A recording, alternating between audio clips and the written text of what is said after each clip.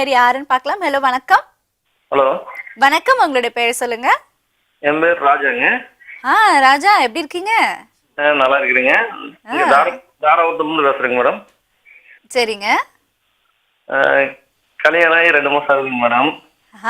புதுமண தம்பதிகளா? ஆமாங்க மேடம். எப்படி இருக்கு புது வாழ்க்கை? நல்லா சூப்பரா இருக்குங்க மேடம். சொல்லுங்க மேடம். வீட்டுல மார்பூத்துல வந்து முடி இருக்குங்க மேடம். அது அப்படித்தான் இருக்குங்களா அப்படின்னு சொல்லிட்டு கேட்கலாம். வைஃபுக்கா உங்களுக்கா? மேடம், வயசுக்குங்க. சரிங்க, நிச்சயமா வந்து டாக்டர் கேட்கலாம். டாக்டர் சொல்லுங்க.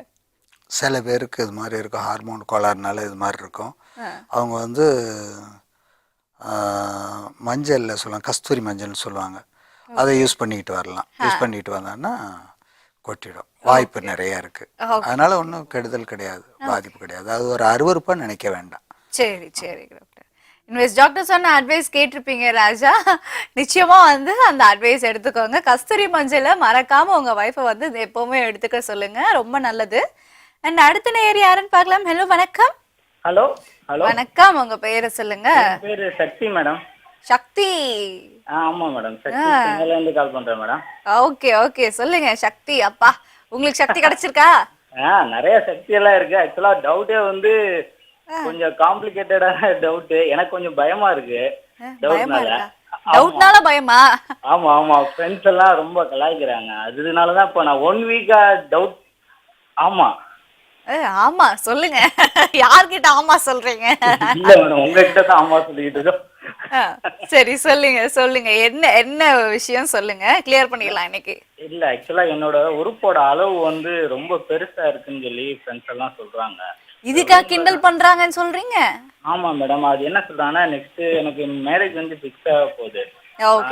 அதனால வந்து நீ ஃபர்ஸ்ட் போனேன்னா வந்து இந்த மாதிரி ரொம்ப ப்ளீடிங் எல்லாம் வரும், ரொம்ப பிரச்சனை ஆகும், அப்படி இப்படின்னு சொல்லி 2-3 இதுல பயமுறுத்துறாங்க.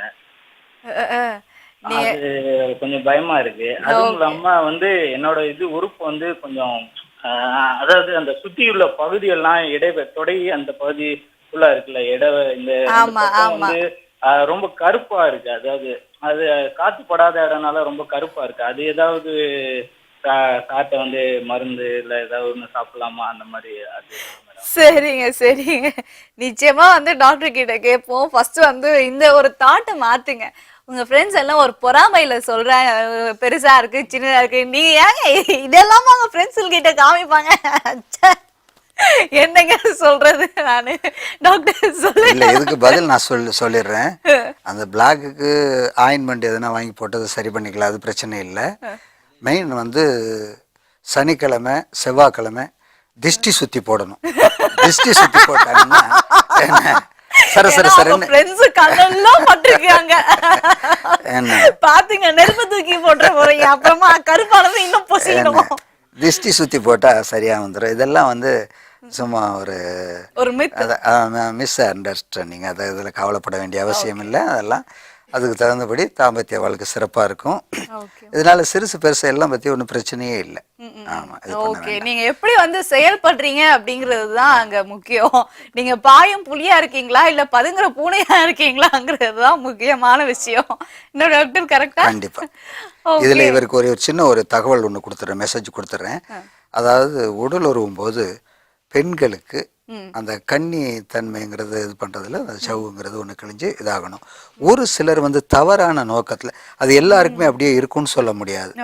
அப்படி இதை சொல்லி வச்சுக்கிட்டு ஃப்ரெண்ட்ஸுக்குள்ள சொல்லி வச்சுட்டு வந்ததா பாடுறா, உனக்கு வந்ததா பாடுறான்லாம் அது மாதிரிலாம் இது பண்ணுவாங்க. ஆக அதை வந்து ஒரு தவறான ஒரு உதாரணம்.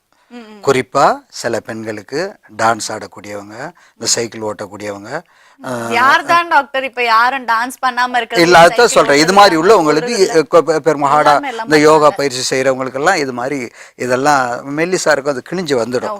அப்படிங்கும்போது நம்ம மனைவி ஏதோ ஏற்கனவே தப்பு பண்ணிருப்பாளோ அப்படின்னு ஒரு தவறான எண்ணத்துக்கு வந்துடக்கூடாதுங்கிறது என்னுடைய தாழ்மையான வேண்டுகோள். ஓகே ஓகே, ரொம்ப நன்றிங்க கால் பண்ணதுக்கு. ஜோக்ஸ் அப்பார்ட், பட் டாக்டர் சொன்ன அட்வைசஸ் எல்லாம் எடுத்துக்கோங்க. அப்படிலாம் ஒண்ணுமே கிடையாது.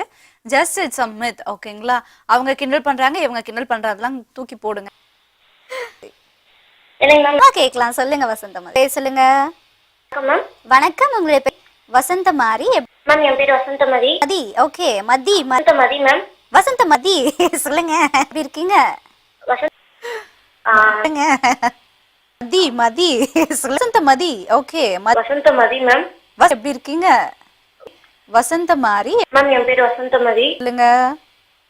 வணக்கம், உங்களுடைய பேர்